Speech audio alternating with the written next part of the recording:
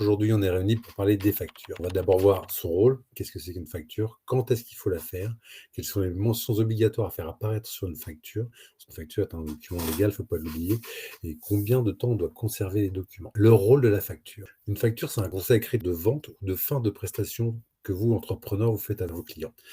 Émettre une facture, ça veut dire j'ai fini ma prestation ou je vous ai livré le produit que je devais vous livrer, donc je le constate par la facture, et la facture, vous devez me la payer pour que la transaction soit clôturée.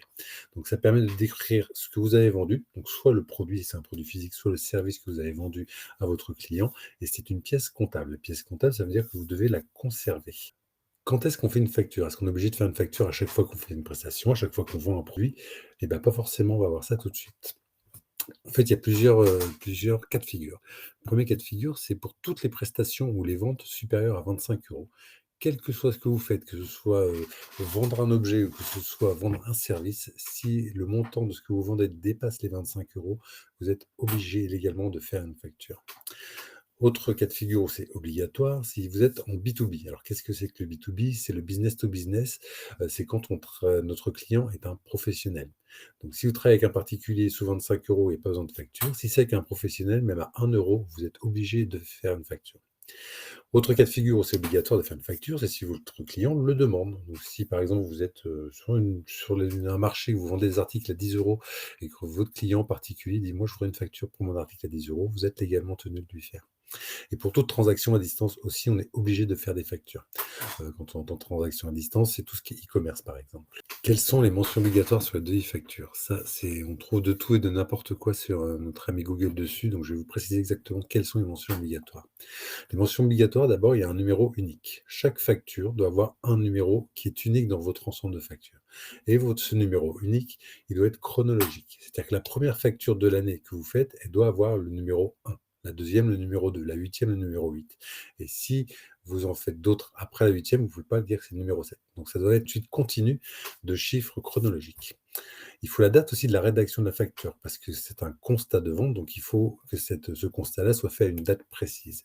Et il faut les identifications du vendeur, donc de vous. Le vendeur, il faut quoi comme identification? Le nom, l'adresse, le SIRET, ou le SIRET en attente si vous n'avez pas encore reçu votre numéro SIRET, mais que vous avez déjà fait vos démarches de création d'activité.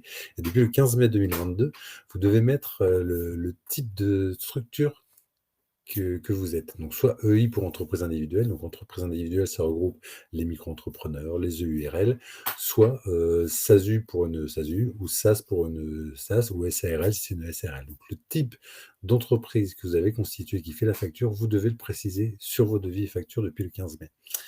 Et il faut aussi l'identification de l'acheteur, parce que pour constater une vente à une personne, il faut forcément que les deux personnes soient identifiées. Donc le premier, c'est vous, le vendeur. Le deuxième, c'est l'acheteur, avec le nom et l'adresse. D'autres mentions obligatoires apparaissent sur les devis et factures. Il faut un descriptif détaillé du prix. Vous ne pouvez pas faire une facture globale. Je vous vends un lot de stylos à 50 euros. Vous pouvez, si vous avez précisé le nombre de stylos, voilà. Si vous mettez juste lot 50 euros, c'est pas suffisamment détaillé. Donc, il faut vraiment détailler ce que vous vendez. Donc, on peut faire des choses forfaitaires, effectivement. Je sais qu'on m'a déjà posé cette question-là. Le forfaitaire, c'est du détail. Voilà. On dit que c'est un prix forfaitaire mais on décrit ce qu'il y a dedans quand même.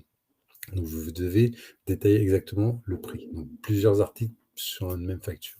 Vous devez mettre vos informations propres à la TVA. La TVA, soit vous y êtes assujetti, ça veut dire que vous facturez la TVA à vos clients, auquel cas il faut mettre votre numéro de TVA intracommunautaire, qui dépend de votre numéro SIRET, soit vous n'êtes pas assujetti à la TVA parce que vous n'avez pas dépassé les seuils de franchise de base TVA, ce qui est le cas de la majorité des micro-entrepreneurs qui commencent, et auquel cas il faut inscrire la mention article 293B du CGI. CGI pour Code général des impôts. Donc ça, c'est des mentions qui dépendent de votre assujettissement ou non à la TVA. Et il faut mettre aussi le type de facture. Si c'est une facture acquittée ou une facture à payer. La différence, c'est qu'une facture à payer, vous avez fini votre prestation, votre client n'a pas encore payé, vous envoyez une facture à payer avec marqué dessus le montant dû, qui est le montant de la prestation à payer. Si votre client vous a payé, vous lui envoyez une facture acquittée. Acquittée parce qu'il a déjà payé, vous mettez montant dû 0, total réglé ce jour, avec le montant de la facture. Une facture doit être faite en 2 exemplaires. Un pour vous, pour la conserver pour votre comptabilité, et un pour votre client qui doit la conserver aussi. Vous allez me dire, il y a beaucoup de gens qui demandent pas de facture et qui n'en veulent pas et ça les intéresse pas. Donc, s'ils veulent pas les prendre, tant pis pour eux. Vous, en tout cas, en tant qu'entrepreneur, vous êtes obligé de conserver ces factures-là. Donc, pensez à bien les faire de toute façon. Et là, on arrive à la conservation des documents, justement. Concerne les factures en France, on doit conserver toutes ces factures pendant 10 ans.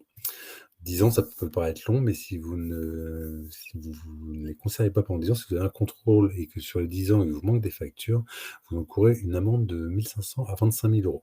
C'est assez dissuasif. Si on peut éviter de prendre 25 000 € d'amende, alors si vous avez une facture qui monte, ce ne sera pas 25 000, hein.